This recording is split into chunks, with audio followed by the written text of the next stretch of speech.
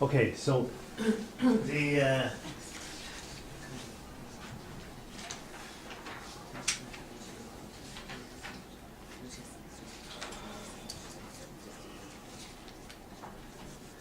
right. So you're what do you understand by what do you understand by the power of intention? So what is intent? What is it? Sometimes it's your focus, something what Yes. you're thinking about. Yeah, you nailed it. You nailed it in that word, focus. It's a managed or a directed focus. So, and how do we focus? Keep thinking. Yeah, through our thoughts. So we're always focusing through our thinking. It's the only mechanism we have through which to focus is through thought. So we in effect, even if we're not aware of it, we're never not focusing. You could be daydreaming or drifting off in your head, but you're still focused because you're in thought. So can you read that with? Can you actually With read our that? thoughts, we Yeah. make the Our world. thoughts, With our thoughts we make the world. So what and that's a quote from the Buddha. So it's not, so in other words this concept, this idea isn't new. So what is he saying in that statement? And if you kind of link it back to what I discussed with you on the very first day. Yeah. Yeah, well, So your life is actually created by the way you're thinking. yes, your experience of life comes solely through your thinking, nowhere else. And that's exactly what he was saying back in the X century. I don't know, I knew it, but it's quite a few years ago. So again, it's there's nothing new in any of this, and it's all neuroscience is really just confirming what has been always known, right? And that's why, this is why it's so important to stay on the client's agenda, because the client's agenda is really the client's reality, which is their thinking. So if we're in our thinking, we're not in the client's agenda, we're in our own agenda. So to get into the client's reality, we have to get a sense of their thinking, and that's why we used our language, and we're seeking to understand, and we're parking our stuff consistently and regularly. So that is us attempting as much as possible that another human can do, is getting into their view of the world, trying to get a sense of their reality. So all of our realities are absolutely unique. And even though we'll all share a common experience in this room today, to a certain degree, it is going to, at the end of the day, the detail will be unique to us, and our experience of today is going to be absolutely unique to us. No one will have the same experience today. No one. You'll be presented largely with the same stuff, but you'll remember different things. You'll have experienced literally different things today because of the thinking you have in the context of this reality. So in that sense, reality is very much subjective, and outside of your thinking, it doesn't exist. What's subjective then? Sorry? What's subjective then? Nothing. Nada. You can work to mitigate and minimize the subjectivity to some degree by parking your stuff, and keeping an open mind and kind of staying out of your thinking as much as possible. And the more you can manage to not identify with your thinking, then the more you'll see clearly. And that's as close as you can get to being objective. There isn't 100%. There's no such thing as 100% objectivity. And that brings us back to what we talked about before about the observer effect. I think we talked about it before. Maybe it's in this. The observer effect in quantum physics. And that whatever you observe, you're impacting on, and it's impacting on you. It's a symbiotic relationship. One cannot exist without the other. It's Schrodinger's law about the cat in the box. There's no cat in the box, and there is a cat in the box, but that reality doesn't exist until you open the box. And until that happens, it's pure potential.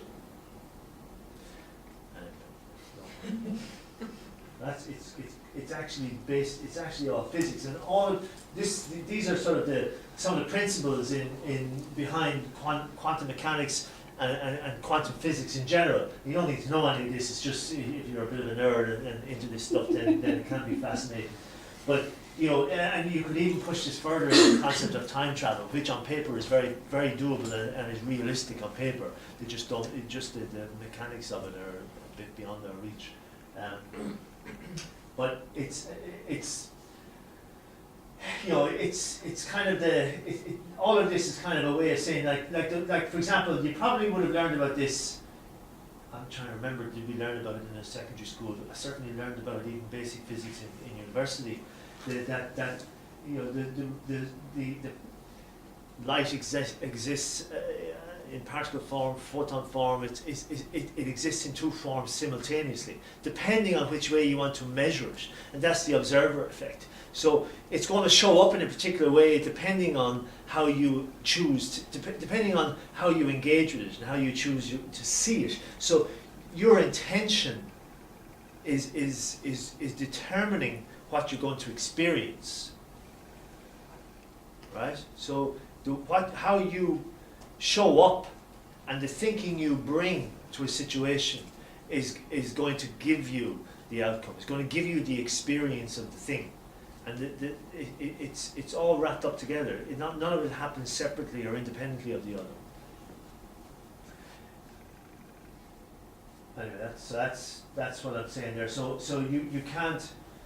What I'm talking about to some degree is quantum entanglement. Everything is tied up together, and there's the ripple effect. Your thoughts, without if you didn't have a thought about something, that means it doesn't exist. So can you come up with an example of that?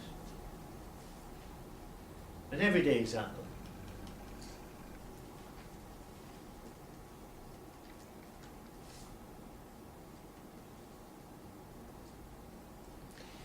Sorry, can you run that past you? If you don't have a thought, it doesn't exist. And to give you an example of that, or if you're not thinking about it, I can't. I'm a bit lost. It doesn't exist. Yeah. If So you can't think of it, it already exists. if it's not in your thoughts, it's not in your reality in that moment. It doesn't mean it's not there. It's not in your reality because you have to have a thought about something before you can experience it. In other words, to bring it into your reality, you have to be aware of it, and awareness is thought. Are you all aware of that fan noise? Yeah. Yes. Were you aware of it before I mentioned it? Yeah. Yes. No, actually I wasn't. Right. Yeah. Thank Christ you shut up this afternoon. So it's you had to have the thought about the fan to become aware of it, and for most of us the thought will pop up spontaneously, so we don't have to be told. But sometimes we have to be told that about something or someone before we're aware of it. You cannot be aware of it without having the thought about it first. That's what I'm saying. It doesn't exist in your reality until you have that thought. Majority of people probably won't be aware that there is a peacock walking on that roof there. And now when they look and they see it, they'll see it because of the thought of seeing it. It's the thought that gives it the sound. There's things in my way when I try to park the car.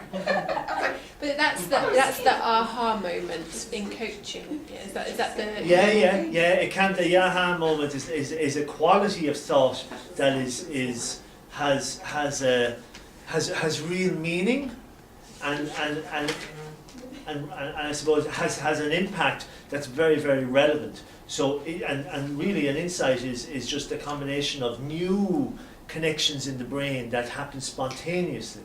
Mm-hmm. And basically it's new thinking, and that's what gives it the whole new feeling, and the newness is literally the new chemistry from the new connections in the brain, and that's a thought.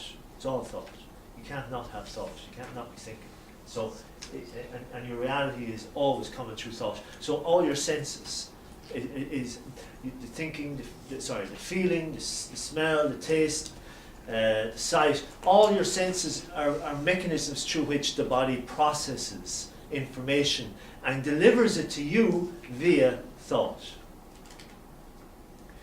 Right? So I was sitting here this morning, everything was going on, all of a sudden I thought, I don't mind that. Yeah. And then your awareness changes and you become aware of what you feel in your stomach and all the rest, and you maybe you start salivating or you're thinking about food. So it's just, you're in a different reality, just like that. And the thing about it is to see that that's happening all the time. And it's happening independent of you largely. Unless you have an intention or you're focused on something, then you're engaged in a very conscious, deliberate way. But generally speaking, we're kind of being brought in and out of all of these different experiences 24/7, and it's not something that we need to be in charge of or in control of. It's just to become more aware of realizing the nature of how it works and how we operate as a mind and body. So the thought process is happening independent of us. There is, as I'll be talking to you next month about this, but there actually is no me doing any work. There is no person, there's no hamster in the wheel. Do you ever hear the phrase no one at home? There is literally, neuroscience has conclusively shown what has always been said in the great spiritual traditions. There is no person in the body. Like if you were to say, I know, shut up, because then I talk about next month's stuff. Right, stay focused. Stay on track. So if you channel your thoughts, if you become single-minded about something, what you're doing is then you're doing something akin to what a magnifying glass does. What does a magnifying glass do? Focusing the light into It channels all that light, which is quite disparate and spread out, brings it together and narrows it down into a single beam.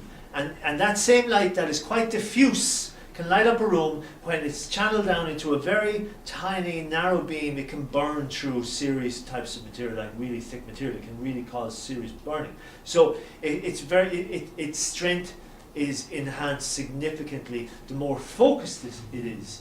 It's more effective as that energy is more focused. And that's what we're doing when we are in the power, when we're using our power of intent. We are focusing the power of thinking in a particular direction, and it brings about results. Now, what's that thing that's out there that was big for a while, that talked about this in a particular way? Secret. Now, the secret is crap because it leaves out one key element. doing things. Yeah, action. It leaves out action. You need to follow up with action. So that's the one thing about one of many things. It was one of the key things about the secret that it was a huge gap. It left out the whole thing about the following through with focused, intentional action. So you energize. So if you remember back in one of the previous days, we talked about everything is made of energy. So this whole universe, this world, this life it's all pure energy. So all you're doing is channeling the energy. So if your intention is to, if you have one very clear intention that you're going to make a change, or you're going to create something, or you're going to achieve something, then if you're focused enough, and if you maintain that focus for long enough, consistently and persistently, it's inevitably going to come about, right? Because the only way you create anything is through your thinking process, and because your actions are informed by your thoughts, because your body is a thinking machine. So your behaviors, your actions, are always coming from the thinking that your brain is processing. And the more you, and that's why the more aware you are, the more you are, I suppose, present is a way of putting it. The more present you are to your thinking, then the more informed your actions will be, and the more deliberate your actions will be, and the more effective you will be. Whereas the less present you are, then your thinking tends to be more random, more ad hoc, and your behaviours will reflect that. You'll get less done, you'll think you're a multitasker, jack of all trades, and that's just a sign of, that's just a reflection of a very busy mind or a very disorganised mind. So intention is really the ability to harness the natural mechanism of the brain, which is the power of focus. So when you have so when you have a busy mind, or you just mentioned jack of all trades, what does that tell you? That you're not focusing, or You're not focusing. Maybe you're easily distracted, or you are distracted, maybe you're in a degree of overwhelm, or you're stressed. The system is stressed. It could be any number of things. It could be diet related. That's having an impact, like a huge amount of gluten really causes brain fog. Leaky gut, the same thing. So that brings us back to what we talked about in one of the previous days about the gut brain, and if you have an imbalance of the flora and fauna where there's an overproduction of a particular type of bad bacteria, that has a huge negative impact on the ability of the brain to stay clear and to think clearly. So there's quite a lot that can be going on that gives rise to jack of all trades, or sort of a disorganized mindset, or someone who just can't do anything. They can't think straight, literally. So all that type of stuff is going on. It's like addiction. So if somebody is a smoker and it's their intention To quit. to quit, Yeah. but then you've got, it's not just the mind, is it the body as well would be that? Is it just the mind, or do you think it's there's a lot more coming into play that they know when they're lighting that cigarette, for example, I don't want but they're, or is it their mind? I mean, I'm not a smoker, I don't know, but I can imagine that maybe there are other senses that are driving that. Smokers could have several different types of addiction. One is mental, the other is physical, where the nicotine is actually part of your bloodstream. And whenever you mentally decide that you want to quit smoke, what's your body reaction on the bloodstream says that it needs nicotine. This is where those nicotine patches come in play to actually substitute for that. So intention alone wouldn't help you. So one of the things Natalia is highlighting there is the physiological addiction, which can be extremely challenging to disentangle yourself from. And just deciding you're going to quit alone may not, and often is not, enough, and people need very often assistance in overcoming the physiological addiction. And if they have clarity of intention, that they are absolutely clear and ready to, in other words, it's a very aligned desire to quit, a very clear decision. So and that's important. If the decision isn't clear and definite, they won't quit. But if the decision is clear and absolutely they're committed, it's a decision that is more than just coming from common sense. I know I need to quit and it's bad for me. If it's deeper than that, then the likelihood is they will quit because the system is ready. But the system has to be ready, and that's why sometimes people have to get to rock bottom, particularly with drugs. They have to have suffered enough before they'll quit. So very often people have to be dragged to that level of suffering before they'll quit. Not always, because if it was down to just logic and common sense, none of us would be doing anything that's bad for us. So it's nothing to do with logic. So if you look at the way when you have an insight, everything changes around that issue, around that thing. That's what an insight does, and it happens spontaneously and without any effort on your part. And so the brain can create a change instantly. That's how generally the brain works best. So an addiction is no different to any other thought. Addiction is ultimately, when you bring it right back, addiction is just a stream of thought that you're locked into and totally identified with, and it has benefits, the dopamine and what's the other one? norepinephrine, but there's another one as well, serotonin. Serotonin. So very often that's what the addiction will produce in the brain, and that's what many of the major major companies in the food industry are always searching for the sweet spot and looking for the optimum combination of chemicals to trigger the same part of the brain that heroin does, for example. Mhm. Yeah, so it's all so in a sense we are all addicted, and it's what frees you from addiction is clarity of thought, and it's hard to do on your own. It's hard to make it happen. It's hard. You can't really force it, but you can prime yourself for it. That's really going back to what I was talking about on the very first day. So you could if you have the clarity. So there's countless stories of people, and it's of people waking up one morning. I mean, I remember anyway. Just of people sort of waking up one morning, to put it that way, right? Not necessarily literally, and they just decide they're not doing it anymore. They're not doing it, whatever it is, and they've stopped. They have stopped at a deep level. They've stopped. So in other words, that thinking stops coming to them. Now sometimes that happens spontaneously. People just spontaneously, it's like spontaneous remission. An illness just falls away, and that happens. And we'll be talking about that actually in a second, maybe, if I ever move on. But it's really, so in one sense it's incredibly simple. But equally, in the same sense, it's actually hard to get our heads around because it's not necessarily anything we do. So we can do like what Natalia is saying, is do everything right and go through the program and apply all the stuff and use the nicotine patches, and that's what most people do. And that's the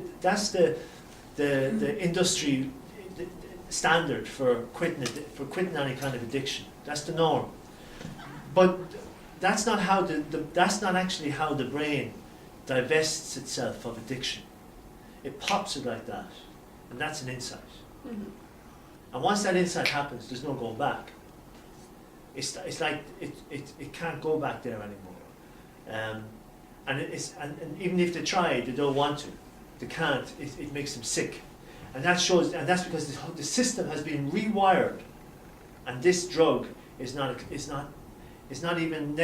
part of the reality anymore. So that happens. Not a lot, but it does happen, and it's how the brain gets rid of addiction. So it's a spontaneous change of thought. How are we doing the temperature? I'm quite warm. Is that? I don't know if that's answering your question, though. Is it? There Yeah. is some book, I don't remember what it's called, but about it's been known for helping to quit smoking. I have actually 2 friends who read the book and they quit smoking.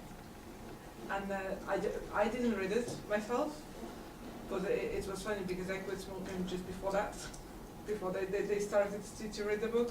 And funny enough, it was given that information for them to actually change the way of thinking and Yeah. see it from different perspective. Yeah. That it's just switch. When you start to see it like from this perspective and you start to realize it, and on that level, Yeah. you kind of don't want to smoke anymore. Mhm. And it's kind of like that, you know, and the important thing about that is that even though there's a physiological addiction going on with cigarettes and alcohol, for example, that's actually irrelevant if this is seen at a deep level, and if the change happens at a deep level, then the physiological addiction falls away with the mental addiction. It's all the one. You can't have one without the other, and because it's all thought, Mhm. and the thought, the addictive thinking is what creates the physiological. The body responds physiologically. Okay. So you don't need to get over the physiological addiction if it's truly if the thinking has changed, because if the thinking has changed, the body will follow. So you don't need patches or stuff like that. But like I said, as you said, try and make it happen. You know, you can prime yourself and read stuff and access information, and why wouldn't you do that? And if that sort of eases you towards it, then brilliant. So it could be a slow process, but the potential is always for an instantaneous change. And it's why people fall out of love. an in-law because their thinking changes. It's and it's love. I'm talking about sort of romantic love, attachment to people. You know, we're always changing our attachments and stuff, and it's down to the way we think. We change our thinking. Sometimes it's by ourselves, and it's nothing to do with the person or the thing. It's what's going on in our thoughts. Somebody recently, a couple of days ago, said about with Facebook that it's so addictive. That one of the first developers actually put the concept around the fruit machines. You know how you get so addicted, your brain, the spinning on the fruit machines, and going through chats or reading it or the news feed. It's the same concept. So they've taken that and just trying to get.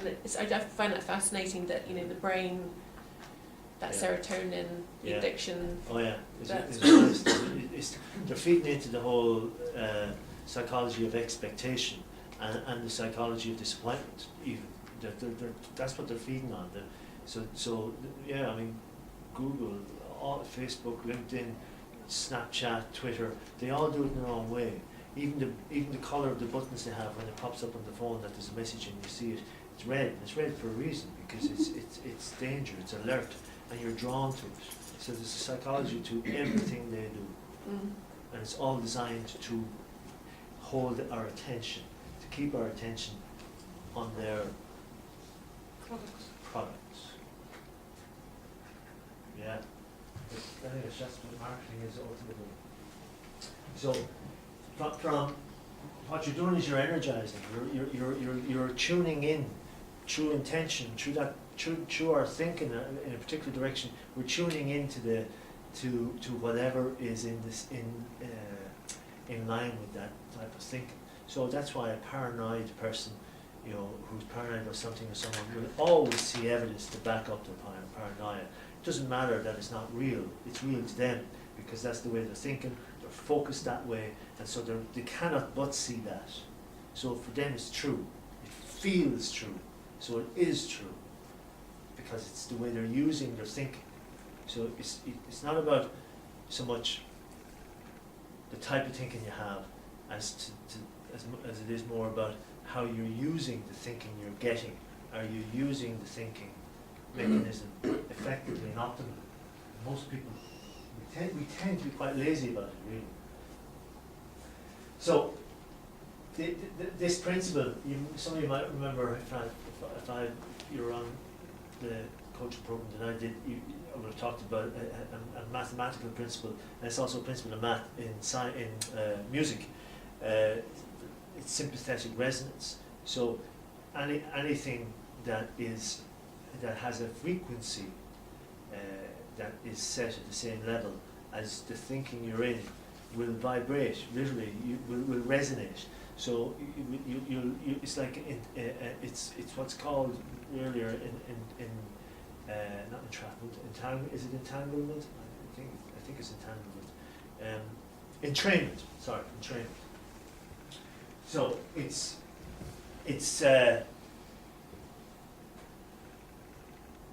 energy is constantly morphing and changing. So we're always bringing about the moment to moment new reality. It always looks the same or similar to the last one, but it's constantly changing and in flux. And the thinking we're in is what's bringing us about. But we're doing this all the time. We're never not doing it, but we're not really aware of it or conscious of it. And I guess the secret was trying to point to that, as it would be Wayne Dyer and people like this would talk about that with the power of intention, and they'd have their own way of describing it, but it's the same thing. So this guy, anyone know who Jack Bellavista is? Is that how you pronounce his name actually, Bellavista? Because it's French, so I'm not sure if it's. I never did French, so is it Bellavista? Does it matter? No. Right. So the basic signal thing. So this is back to the energy thing. The medicine still works on the basis that molecules largely, traditional medicine and in the schools of medicine, even though at the cutting edge of research they don't, but at the level of teaching medicine in the academic world, it's still the reductionist model is used. And so they talk about the communication between molecules is largely chemical, when in actual fact it's electromagnetic. And what that means is you don't need to have the molecule present, or the molecules present for them to communicate once they leave a mark. And how does a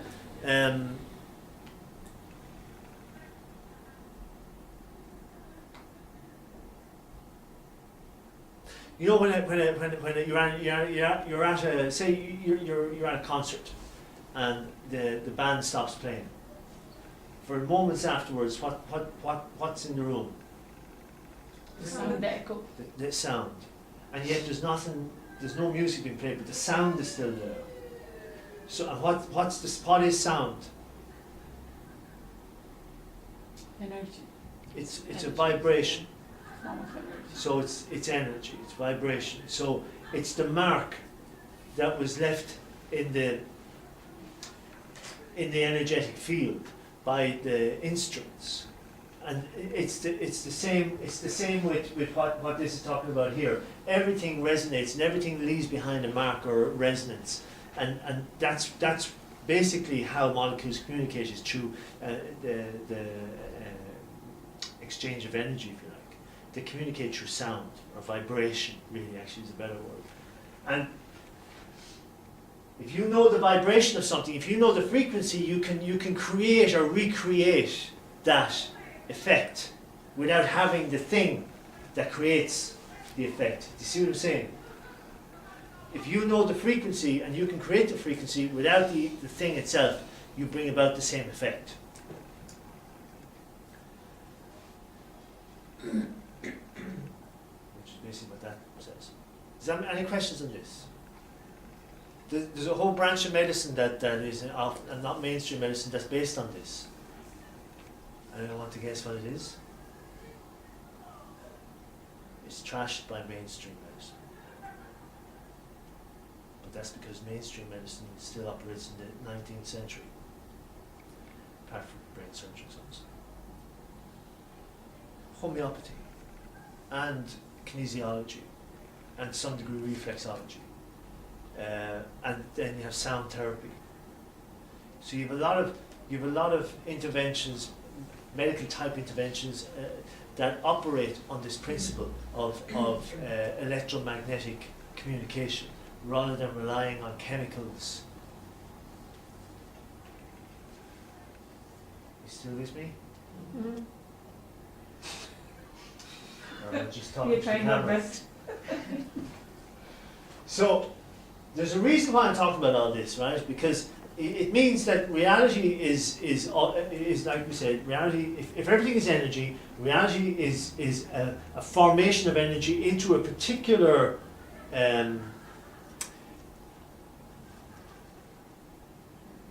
mold, and it's molded. That energy is molded through our thinking process. So if we have a clear intention, then we're going to mold it in relation to the quality of that intention. That intention is like a mold for creating the reality we want, or the outcome we want, and that's what athletes do. You know, that's what people who are extremely driven, very focused, very single-minded. That's actually what they're doing, even if they don't know that that's what they're doing. That's what they're doing because they keep in their mind's eye a particular outcome or a particular intention. And so it cannot but come about sooner or later. And I suppose the longer they hold it and the more intense it is, the faster, the quicker it is in terms of energetic formation. And the brain, what has been shown in scans time and again, is that if you were to mentally, let's say you went to the gym for an hour and you ran you did weights, right? You did weights for an hour and you increased your muscle mass for about 30% after an hour actually that would be amazing. So let's say you increased by 30% after doing it, say for a month, an hour in the gym for a month, right? So you physically did that. And what some of the research was showing, and it's in the notes I've given you, or that Adrian has for you, is that if you get the person to sit down and mentally rehearse going through the same routine in their mind, getting into the feeling of it, and imagining that they're doing it, using all their senses to really engage, make it a whole body experience, and yet they're just sitting in the chair. And to do that for the same period of time, as often as if they were going to the gym, then to the brain, it's happening. Because you're using the very same thinking. And therefore the results are going to be almost the same. And it's shown that you certainly will increase muscle mass by at least half of what you do if you were doing it physically, 15% minimum. So you're bringing about the reality true, but the impact is far greater with action. So the physicalizing internally brings about externally, brings about an impact because ultimately all reality is via the brain, and it's through the power of thought. So if you're constantly stressed, like we talked about before, if you're in a thinking that's very stressful thinking, you're producing a reality that is going to bring about a lot of ill health. Because the body is listening, the body is responding and listening to what's going on in the brain, and it's always impacted by the quality of thinking that is being processed. So a high level of stress thinking creates a lot of cortisol, which burns into the immune system, which makes people more vulnerable to various types of illnesses and ultimately all types of autoimmune diseases. So, and equally good stuff. The joy, love, passion from another quality of thought, and it produces all the chemicals of oxytocin, serotonin, and enhances the immune system. So the body is always following the mind in that sense. So sorry, are you saying then that if you were to keep practicing in your mind, focusing on your thoughts where you want to go over and over again, that will actually increase your activity to help you to get there? Exactly. Yeah. Absolutely. Yeah. And you're when you're doing it, when you're doing that, you're doing it without any sense of needing, no neediness, and no pressure. You're doing it as if it's already achieved. So there's very much, it's very much done in a sense of in a state of being relaxed. Yeah, and in actual fact, what's also interesting about being relaxed, the more you can do exercise, the more let's say you were doing weights, for example, you would physically, your fitness level will reach a higher level quicker if you were to do less weights in a far more deliberate, slow, with a far more deliberate, slow approach. So so you're slowing down the process physically, which actually means you have to be much more present, much more engaged, and also to do that you're relaxing the system, which means you're getting out of the way. So the impact is far more significant than someone who's pushing, and really giving it socks. That's kind of a stressful way of building up the system, and pay a big price for it. That'd be like me putting my clients aside because I have to focus on doing my trainer stuff and I have to get it done and blah blah blah, and I'm not doing what I really want to do. Yeah, well, even just listen to your thinking. I have to get it done. Yeah, I'm not that's doing what it. I'm So saying, that's no, all. That type of thinking it'll get you the results, but at a significant price. Yeah. Cost is better word. Yeah. Whereas it's better when I drop everything, go out and do a walk for 40 minutes, Yes. and come back in a different Yeah. state. And that's important. That in a different state, because that's what we're talking about. Is the state you're in dictates the experience you get, and the state is simply the quality of thinking you're in. So, someone was saying this morning, maybe I think it was you, about don't know if it was the group or not, but it was you were talking about one of the. Maybe it wasn't you. Anyway, when your kid is really having a tantrum, that's the time when you can't reason with them. So you have to let the tantrum pass before you can reason with them. And why is that? They're mentally blocked. They're in such a state of mind. That state of mind is not receptive to any kind of feedback or engagement. So that type of thinking, they're locked into a type of thinking that you just need to allow them space so as that that thinking will pass, and it will pass. And once that thinking passes and the system calms down, that's when you engage. So I suppose like acceptance, it's like you've committed to a course, accepting that rather than sort of trying to speed it up, trying to Yeah. get past it, that just accepting that you will get back to your clients, but just Yeah. going with the flow a little bit. It's probably a lack of trust in yourself as well. Well, that I mean, there's elements of conditioning there, and conditioning. You know, if you're someone who works to deadlines, or is habitually puts herself under pressure, or if there's an insecure thinking element of it, you know, it could be a number of things. It's not just about trust. Trust is an easy sort of escape route. It's usually far more subtle than that, and it's quite habitual. So the more you spot it, the more you can drop it, the quicker you can drop it. Because it's just a type of thinking in the moment, and if you can see that thinking in the moment, you can ignore it and be more present and choose more selectively and more wisely. Yeah, so this is what I've talked about, and the reason this works, the brain and the why visualization works, visualization at a whole body level, using all the senses, is because you're laying down the neural network in the brain, so that when you come to do it for real externally, you've already done it at the level where it matters, so it's easier to do it, because the brain has been primed through visualization, and the networks, the neural pathways are already in place. Whereas if you're starting raw, without doing the visualization, without having that clear intention, you're making it more, you have to put more effort in, and you have to maintain a lot of effort to keep it going, which is back to the habit thing as well. So, you know, changing a habit, the most stressful way of changing a habit is to focus on the habit and try and get rid of it. And what's the least effortless way? What's the most effortless way to get rid of a habit? Focus on Find the it. state you want to be. Focus on what you want instead. What did you say? What's the most effort? Is it when you're fighting something, putting the Yeah, energy so into resistance it? creates huge effort. So, you know, listen to the way you're talking about the idea. Let's say it's smoking. Let's say I've stopped smoking, I haven't smoked in 10 days, or I haven't smoked, jeez, I've no cigarette. Yeah, I'll get past this hour now, I haven't smoked. How are you getting out of smoking? Grand, haven't smoked. So smoking is always in your consciousness, and therefore you haven't let it go. The thinking is still there, and you're engaging with the thinking.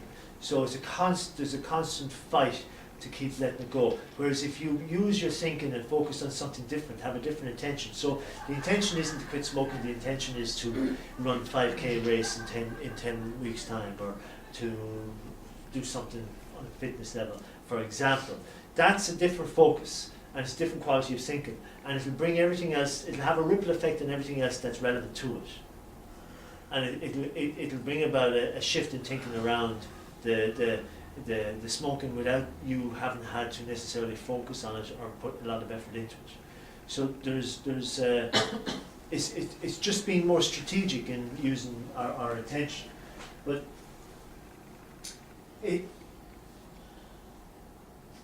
reality, remember we said at the beginning, reality is very much our experience internally. You can't experience the world other than from inside. So no one experiences, like you put your hand on the table. What do you feel? Tablecloth? What? Tablecloth? The tablecloth. What does it feel like? Flat. Flat. Soft. Soft. Cold. Cozy. Right. So where in you are you feeling it? Your brain? Yeah, your brain is telling you what you're feeling. So you're picking up the information through the receptors on the skin, and it's being processed. And did you hear the different words that were being used around the room to describe it? Even that crazy one was Shitty flat. process. I need an upgrade. A reboot. Yeah. It shows the subjectivity that's involved, and everyone's experience is significantly or very slightly different, but it's different nonetheless. And you're not experiencing the tablecloth. What you're experiencing is you're thinking about the tablecloth. the quality of the thinking about the tablecloth, some people might have an aversion to purple if that's what the colour is. You know, they might get sick at the, literally at this, even we say it in our language, you get sick at the thought of it, because it's only the thought that can make you sick. So intuitively this is built into our language as well. Or the sight of them makes me sick, or the sight of them, it makes me whatever. It's a thought, it's the thought. It's not the thing, because that's just, it is what it is, it's there. But you don't know and experiences the tablecloth. You can't, how do you experience the tablecloth? Try and experience that, you can't. You're in your body, you're the brain. You're experiencing this via the brain, via thought. So it's never, you're never going to experience anything external to you, only what the brain delivers to you. Do you get me? So your reality is internal. It's always internal. And it's projected out. So it's like you're watching a movie all the time. It's, the brain projects out your reality. And that's what you're seeing. You're in your own movie all the time. It's like you Where's can popcorn? see what's not in you already. Exactly. Exactly. Sorry, Natalie, what? Where is popcorn? Where's popcorn? Well, you need to think a bit harder, honey, you know? Focus. So, yeah, we talked about that, you know, about the physiological changes that come through very focused mental attention, and I talked about the exercise and the rehearsal, the mental rehearsal. So it's and I mean this has an impact in many other areas as well. But again, what this shows here, this talks about, you're showing a diagram. So in this particular experiment, participants were shown a colour diagram, and they were asked to imagine. So they looked at the brain scans of when they were viewing the picture, the colour picture, and various aspects of the brain were lighting up, right? And then when they asked the person or the people to imagine all the colour draining from the picture, and now there's only black and white in the picture, what in the brain scan changes happened. What do you, well, it says it up there. Yeah, it says it up there. Okay, fine. Very hard to read anyway, too much of the text, so you can. Good, good. So what happened was that the parts of the brain that process colour went quiet, and the parts of the brain that processed non-colour, black and white, grey, whatever, just stayed lit up, and to some degree even stronger. So the picture hadn't changed, but their brain changed, which allowed them to see a different picture.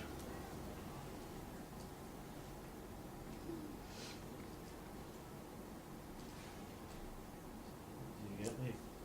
No? Is that like sometimes when people have they're doing say a brainstorming event and they're looking at something and as in ideas and whatever and say, okay, let's look at it differently. And actually in that is often taking away the process you think something, say it's developing a product, this is the way you think it's going to go. So you say, well, don't think about it, look at it as to deliver a different result. What would that look like? And that's kind of a little bit like this, because you take out that very vivid picture you have of how something should be, Yeah. in other words. Yeah, And you're saying, okay, that's one way it could look. yeah. I want you to look at it, I want you to think about a different way it could look, a different market you're going to enter, or a different, you know what I mean? I think that might be different parts of your brain then. You know the way, because a group can get much more creative. Here, after that. okay, you're not wrong, but it's kind of more direct than that. So that's an example, I guess, of it. But it's like this: the brain takes instructions from thought. The brain creates the picture you see based on the thoughts it gets, based on the thoughts it receives, right? So it's like what I said at the beginning. You can't see anything that doesn't exist in your brain, in your head, that isn't processed at a thinking level. You can't see it. So they were instructed to see black and white. Forget the colour and see black and white. The brain was given that thought by the researchers, and therefore the brain created it. It didn't matter that there was colour in the picture. That was irrelevant. In other words, what you see out here now is irrelevant. If I feed you information and you take those thoughts in, you're going to experience those thoughts. Doesn't matter if it's true or not. That's the nature of propaganda. That's the nature of good advertising. It's what Trump does with his tweeting. It's the power of distraction, diverting attention. So it's how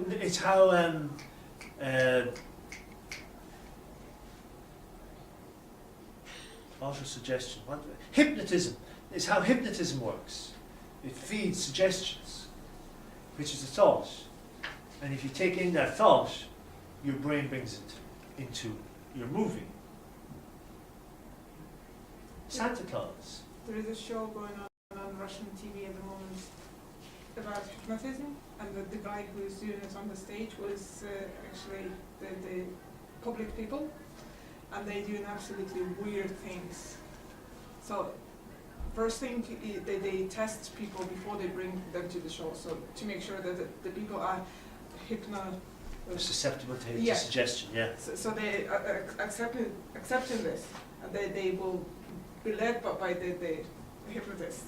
But then the way how they actually change in a moment, and it's not just about putting them asleep, but suggesting that the thought of saying that who they are, even to the degree when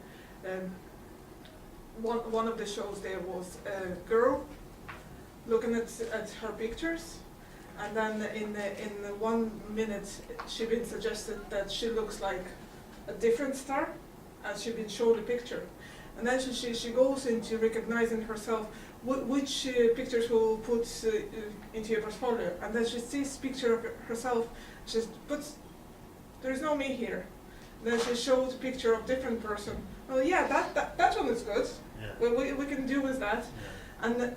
And that's on the acceptance level, but even on the physical level, when change has been done and somebody lying on the floor, literally climbing the mountain in pair with somebody and making sure that the other person doesn't fall off, and all the reactions and body like actions, you cannot really play it. Yeah. It's Yeah. so real real. to them. It's so terrifying. It's scary if you think about courtrooms and jury panels and then barristers, and when they're arguing and then when they're bringing these words into play and getting the thoughts, how you Yeah, can yeah. manipulate Yeah. thoughts of the jury Absolutely. by using. It's why we take, when we're very young, we have no real defense mechanisms in place, so we can take on other people's stuff, we can take on insults and compliments, because they are suggestions by parents or significant others. So we're very susceptible to those suggestions at a very young age, and then we spend years later on in therapy on trying to undo it. And it's because that's what the brain does. It takes in, it's receiving, it's processing information. There's no such thing as true or right or wrong or good or bad. It's just information. Everything's just information. So that's why we need to be more aware of what's going on in our heads. And it's the same with health. You've heard of the placebo effect, and the placebo effect is simply the suggestion that it's you're going to be fine. And if what studies down through the decades have shown is that someone in a white coat, for example, or someone in a position of expert authority or whatever, they tend to be their word tends to be taken, even if they were just someone brought in off the street and put a white coat on. There's if we're in that mindset, we'll take on board their suggestions over and above maybe our own or someone close to us, and that can have an impact.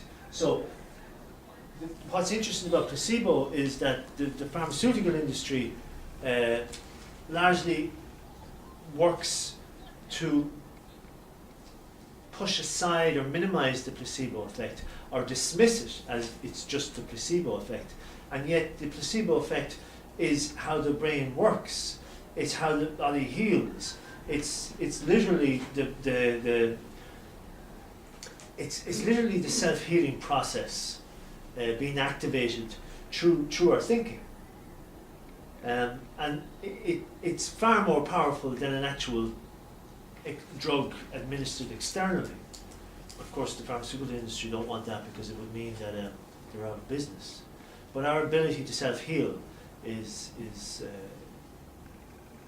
They still have to use in their studies to demonstrate the efficacy of the drug. yeah, They use placebo, Yes. and in that placebo group, you will have people who are, their blood pressure is whatever. So the drug that you're using has to demonstrate a statistically significant improvement in the management, in that yeah, treatment of that disease. So Yeah. it's very recognised as the placebo effect, as Yeah. being effective. yeah. But it isn't going to be effective for everybody, and it can't be, you know, there's a lot in it around them, I suppose, the management of it. Like, I mean, if, you know, you have to be able to say, well, is this going to work or not? Because you can't run the dice, because it won't work for some people. Which won't? Placebo. Well, this is what neuroscience shows clearly, is that the placebo effect is simply, it's a name given to how the brain operates in conjunction with the body to address abnormalities. So it's not down to specific brains or specific people. It's how the brain works, but it can be. The reason the placebo effect has come to the fore is because of the way our society has developed in terms of authority and being willing to take and the creation of a very hierarchical society. So we're willing to take orders, generally speaking, from used to be people in the church, schools, you know, people in positions of authority.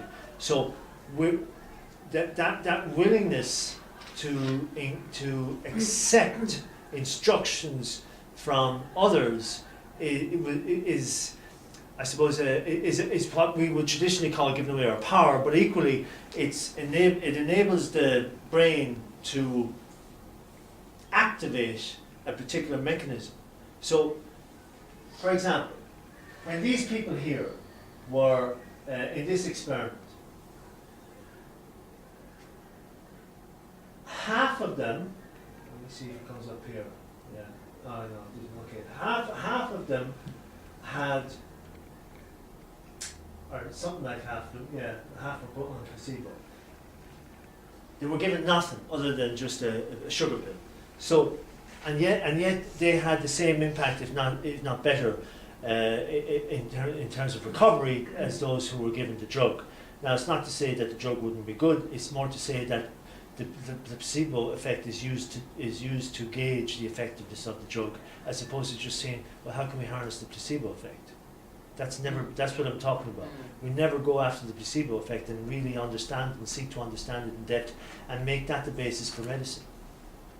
And yet this is the way the body naturally heals. The body naturally heals cuts and grazes, and there's countless examples throughout the world of spontaneous remissions from various types of illnesses and so-called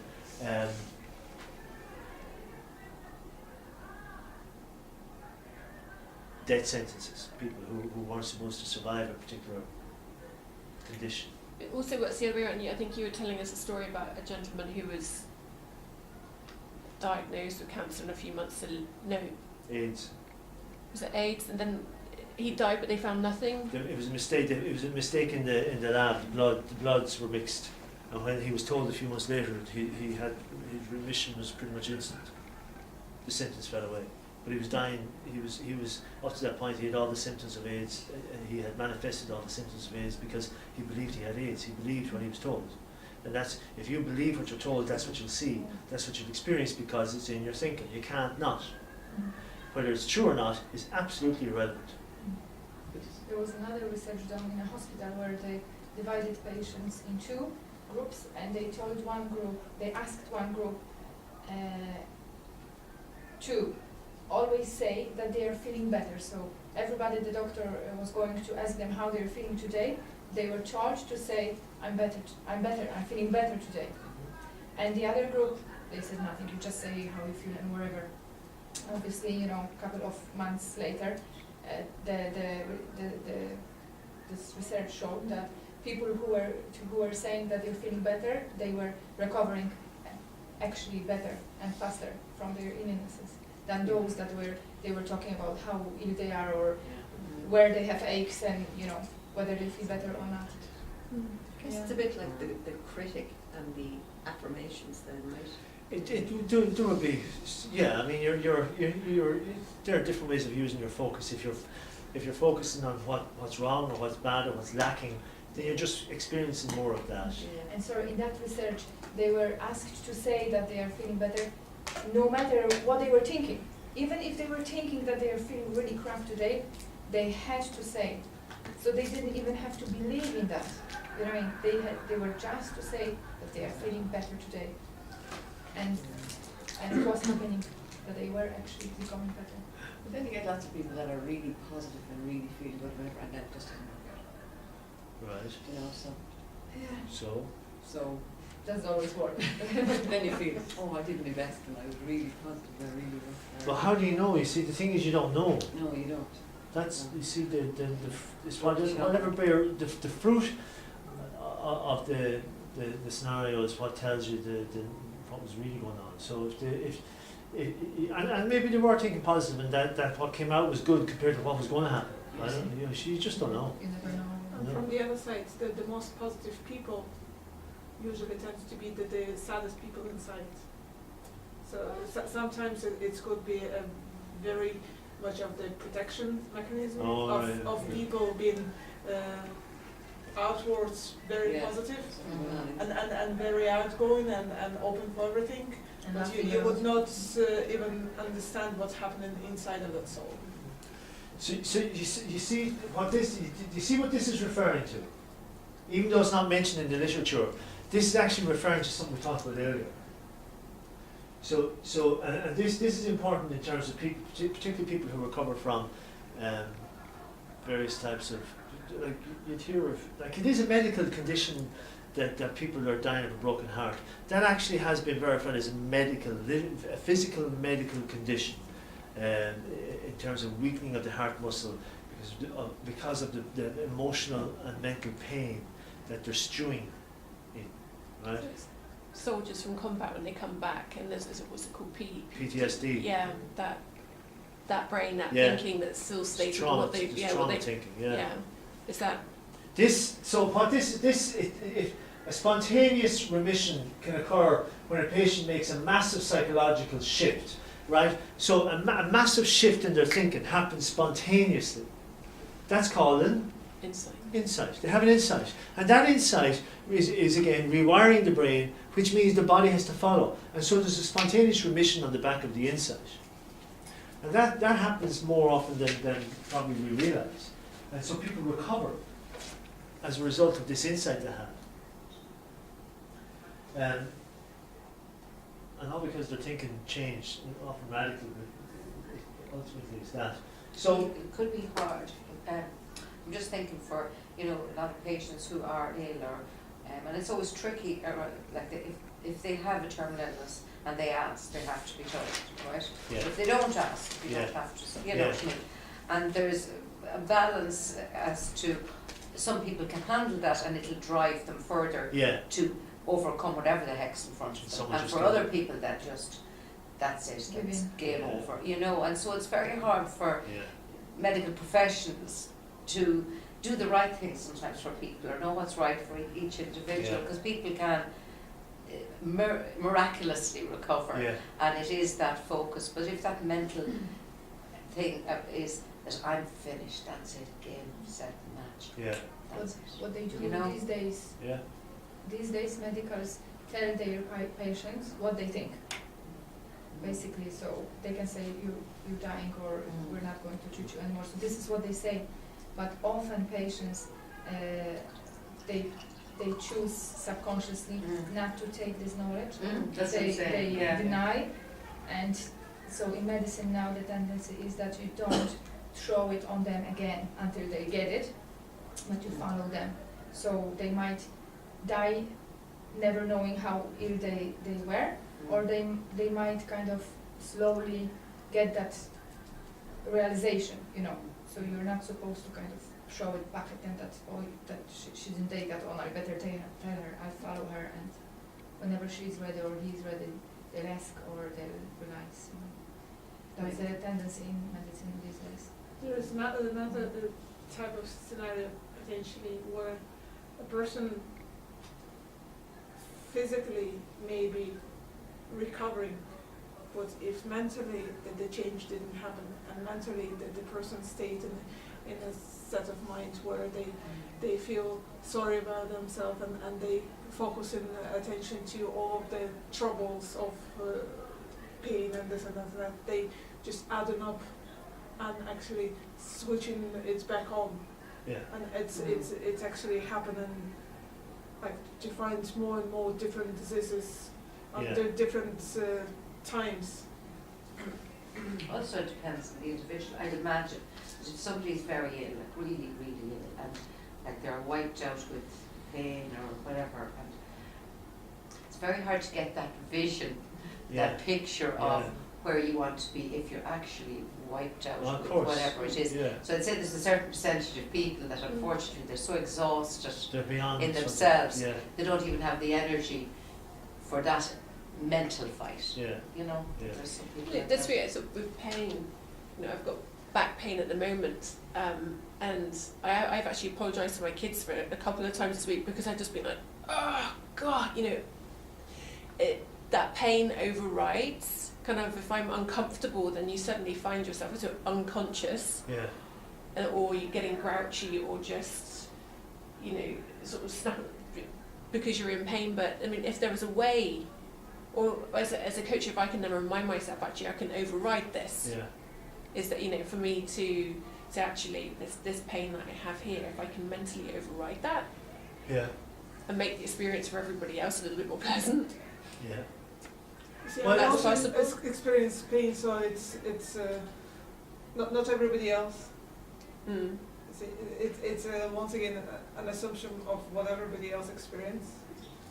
But it's that SRE. I mean, the stimulus would be my back pain. The reaction would be then, for me, then reacting to that, and the experience is that then I end up snapping at someone. So it's that if I can wind it back and then control it with the mind. But you see, you want to override it, but your body is telling you something. You need to listen to it and you know, and give it to what it needs, instead of not feeling it, not overriding it, and pretending it's not there.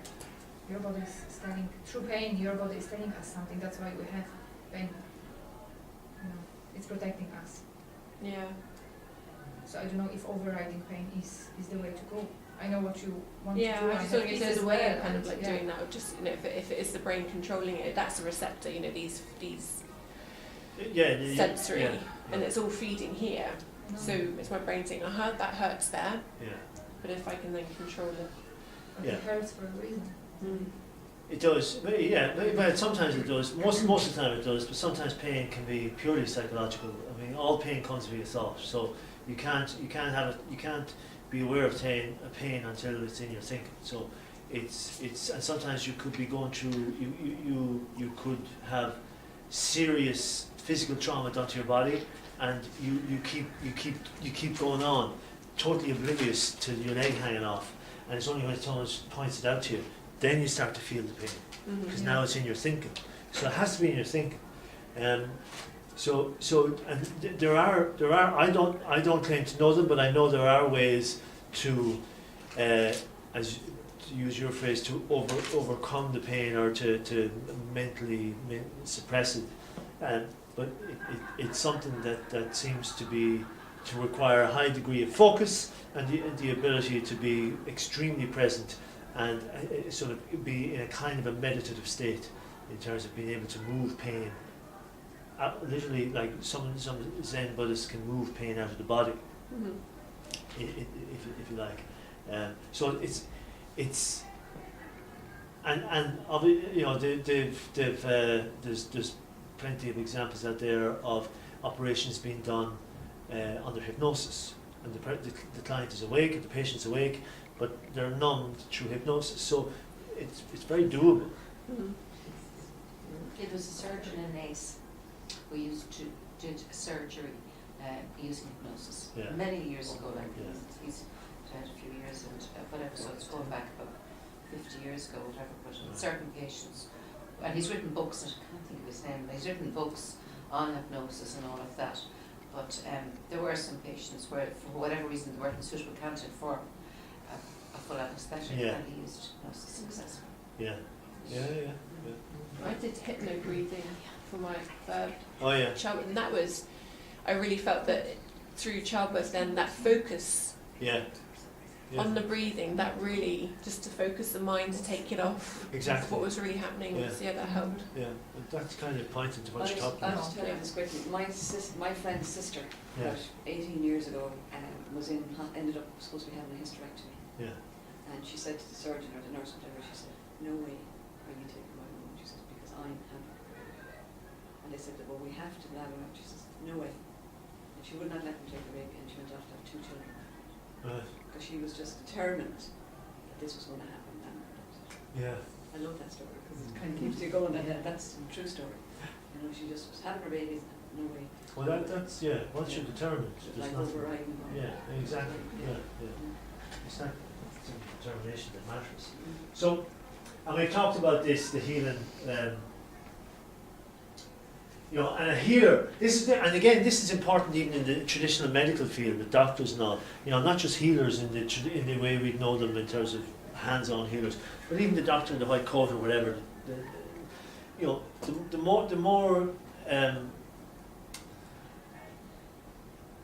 The more their thinking is in line with the well-being of the client, the more I suppose the more their thinking is in a space where it's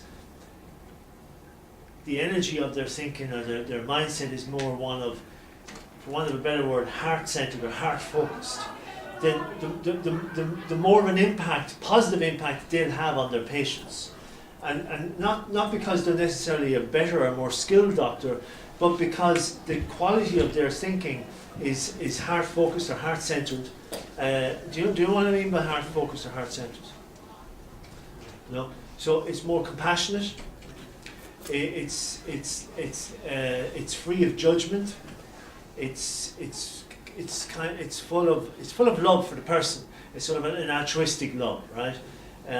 Then the more likely that patient is going to recover. Now, how does that work?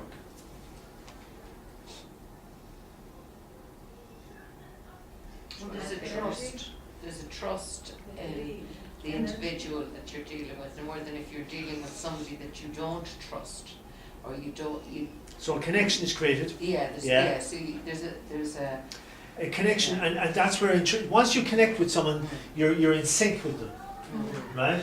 And that's what the doctor's doing. And in fact, the doctor's doing that even if they're telling you you're going to die in 6 months and the patient believes it. They're connected, and the patient's in sync. Unfortunately for that patient, they're taking on and believe it. But if the doctor is in a quality of thinking that's much more life affirming and accepting and all the rest, then you're locking the patient in at that level in themselves and activating a similar chemical mix that will be life enhancing and have the healing effect that's desired for it. And that's all that's happening with a healer. Whether it's hands-on or remote healing, it's the intention of the person that is doing the healing that impacts the quality of healing experienced by the patient. And you are a healer of sorts when you're the coach. So your intention for your client is very, very important because it's going to impact the client and the outcome for the client as well as the experience of the outcome for you in terms of the session itself. So it's just another way of describing the nature of intention and how intention impacts mentally and emotionally, and that you are having an impact on those around you through your intention and the way you do it. Just like if a doctor was giving you bad news, but the way he said it was, look, down the line maybe there could be, it mightn't be good news, but what you have the power now to do, what you can do to heal your body with how you think, how you eat, how you act, that could turn things around. That would have a far more better effect than telling somebody about the right? No, absolutely, and it has been shown that the type of thinking you're in will slow down or speed up the rate of recovery. Going back to what you were saying, so if people are being told to say every day, for example, I'm feeling better, whether they believe it or not, they still have to be in that thinking to say it. And it's that thinking that generates the positive chemicals, which even just for a short period will have an impact. And this is true not just for medicine, but this is true just for relationships. So it's like dealing with relationships. In terms of having an argument, you know, if you're recovering from an illness, you slow it down if you're in an unhealthy relationship, or if there's a lot of conflict in work.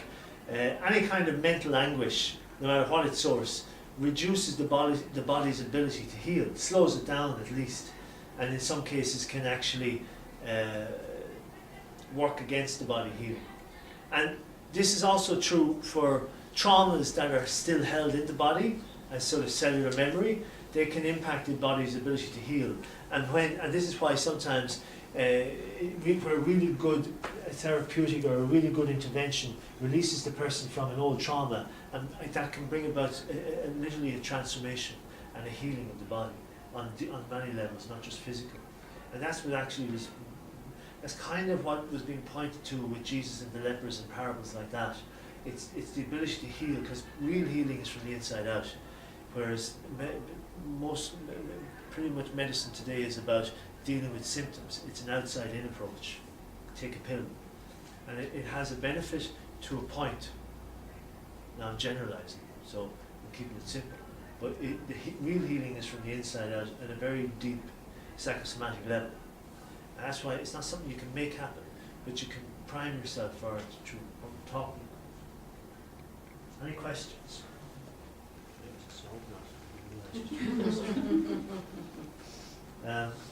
All this, you get, okay, so the brain is also thinking, yeah, okay. So you're thinking, and the way you're thinking, so if you were to start, if you wanted to change some aspect of your life, get clarity around what the changes you'd like to have and start thinking that way. Bring about, sort of play around with the type of thinking that would bring it about, and embed that in your brain. Change your thinking. And if you change your thinking, you change your reality. And it's not waiting for change to happen to impact your thinking. That'll happen too. But it is more about you working from the inside out. That's the way life is. It's very much an inside out gig. So I suppose it's extremely important to set a goal for each coaching session and to kind of it's very have important. pure clarity around it. Very, very Just important. to have that vision, to set the intention, to know where you're going. And the And greater, then it starts, yeah, I suppose. absolutely, yeah, absolutely. And the greater the clarity, the easier it is to achieve. Yeah. You know, it's like hitting a target. The clearer it is, the easier it is to hit it. So, yeah. That's it. That's not it. Yeah, but that's what we just said. So you imagine the goal. You wear it like a suit of clothes or a dress or something. It's something that you get into. You wear it even though it's not physically real. It's on the inside, because all reality starts on the inside. I find that some clients find it very difficult and to visualize themselves, you know, and they sometimes feel resentment towards it. They're kind of like, I'm not going there, you know, there's a wall rising. Right. When I sometimes try to go. Right. Go there in terms of visualizing a goal for themselves. Yes. And so what do you do with that? I leave it. Okay. And do you have a different approach then, or what? I just move on. Move on to a different goal, or not set goals, or what? No. I know it wouldn't be. No, we have the goal, okay? All right, so you just don't get to visualize it. Right. You said. We don't, because I Yeah. think, okay, maybe she's not ready at this stage or something. You know? Yeah. Yeah. It's just there is sometimes this resentment or this block. Yeah, of course. Sure. Yeah. Maybe- But part of the process is uncovering the block. And the block will come because, you know, if there's blocks there, that's good that they recognize or see the blocks. And the visualization process, will often bring up blocks.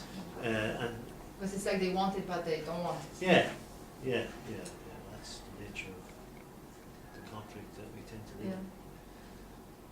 So, I suppose it's realising that we're doing this all the time. You know, you think about when you're going on holidays, or you're going to get home this evening, you know, you're thinking about what you'll do, or you're thinking about lying on the beach, or having a drink at the bar. All that's this. It's the power of intention. You're using this all the time. Anticipation, expectation, same stuff. Or oh, it's going to be dreadful, or I'm not going to do well at this. It's just, you're setting yourself up. It's the same. You're using the same thing to achieve different experiences. And these are just different quotes, which are exactly what we've been talking about from different sources. So you have like the Buddha, Albert Einstein, Brian Tracy, different people in different times saying the same thing. So it's just going back to where I started. There's nothing new in this, and there's nothing that you probably don't even know. But it's just to remember that even though it's kind of obvious and it's familiar and intuitively we know it, the more aware we are of it and the more we can harness it, then the easier life gets. It's because you can let go of the stress related stuff, because you know it's coming from your stress thinking, and it's all bullshit. You don't need to take it seriously. And if you don't like the movie you're in, then relax and let it pass, and it'll change, and engage in different thinking. It's just a movie. Any People are questions? so wrapped up by their thinking, they're just holding on to it. Yeah, and they do that because they don't know that it's just their thinking. They believe it's like and I remember I know this from my own experience, and we all do it. You know, you believe it, you hear it in your head, you feel it, and you believe it, and it's like it takes up all your attention, and you have to do something with it, and you have to work on it and fix it and change it and address it and analyse it and talk to someone about it. And it's just a bloody thought. And you're holding on to it as if it's a fact. It's as if you're just on that road and you only see that road and you don't realize that there are so many other roads. Yeah, it's tunnel vision of the worst kind. Yeah. I'll give you an example, a silly example now what you're talking about there. And like, I'm looking for a new couch, right? And I got into my head that I really would like a tangerine, an orange bright colour couch with a bit of dark grey or something underneath. I think it would be lovely in where we were. I got this into my head. So then I was like, would it be too bright or too light or whatever. And then I'd meet a few friends and I'd say, think we get the couch, I think they're going for the wrap of that. And then they'd say to me, choose some sort of that colour now, you get sick of that and maybe you're tired of it. And then I'd ask somebody else the same thing, oh, I wouldn't be that brave and have to go for this. So I'm allowing all this shite to go on. That's what we want. Tangerine couch. That's what I've ordered. Wasting time listening to all this shite. Somebody described that to me as housewife syndrome. You know, you're sort of saying at home and you just have this we're stuff. just consumed with all this rubbish that's going on and stuff. Yeah. If it's wrong, if it doesn't have to, we'll find out in time.